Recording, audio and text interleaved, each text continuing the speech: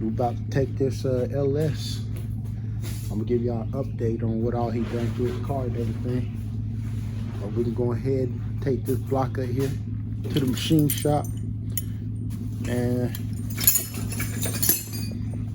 see if I go ahead and get the ball rolling on it.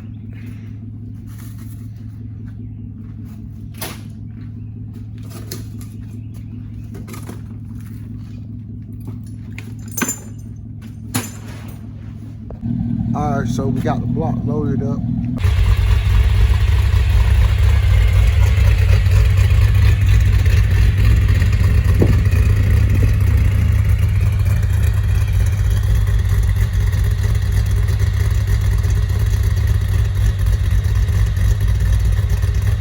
All right, so we out here early in the morning. It's Friday morning.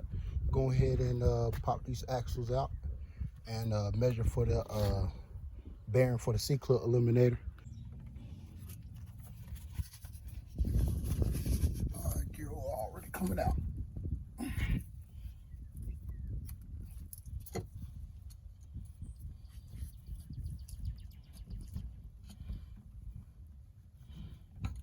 Oh, that mess stink. Still clean though. So those of y'all that ain't never seen the inside of my carrier since I switched up, yeah, I switched up to a Yukon carrier. It's a Yukon Dual Grip. Got 456 gears in it. The wear pattern don't look that bad, but it will make some noise, and plus I want to go C-clip eliminator. So all this right here, well, at least the axle's coming out for today, and we'll come back later and take the gear and everything out. I need to take the axle out so I can measure.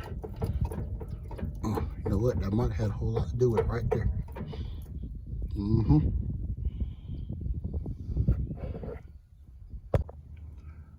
All right, so I got my axles out. I just measured one.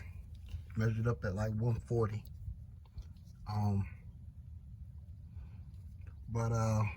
So if you're gonna get the C-clip eliminator kit, I still measured anyway.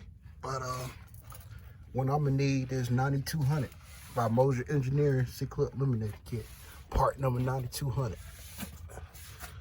Oh, let me get up. So try to get this done before it started raining.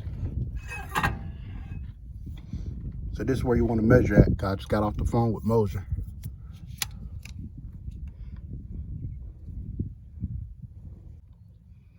So looking at about 140.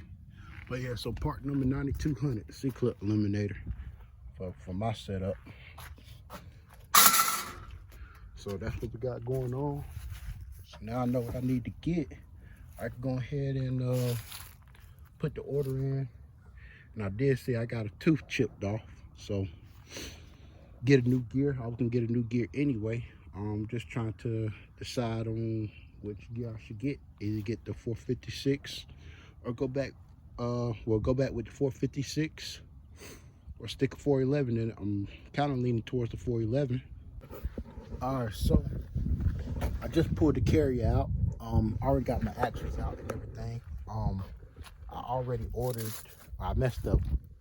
I thought I was gonna go with a 410, so that's why I ended up ordering a couple days ago. And then last night it hit me. I should have stayed with the 456. So whenever the stuff's supposed to be here tomorrow, so whenever that comes, I'll send the 410 back and swap it out for a 456. I use All-Star gears, All-Star Performance, like I used several other products before. Now this ring gear does have a chip in it. I think if I can find it real quick. But like I said, when I set this thing up right there, when I set this thing up, it was my first time setting one up, and it was kind of loose because you can move it side to side. So that's most likely what happened while it was having the roaring noise on the coast side. But the gear pattern looks good. It just had too much movement on the side, so it ended up breaking a tooth. But I'm gonna have all the right tools this time. Like I said, I'm gonna order me a dial indicator and all that stuff. Make sure I get it all in spec. I just kind of went by feel, put it up, and did the best I could, and it held on. It never, shattered all the teeth. That's the only tooth that's broke. There's no teeth broke on the pinion, but like I said, live and learn.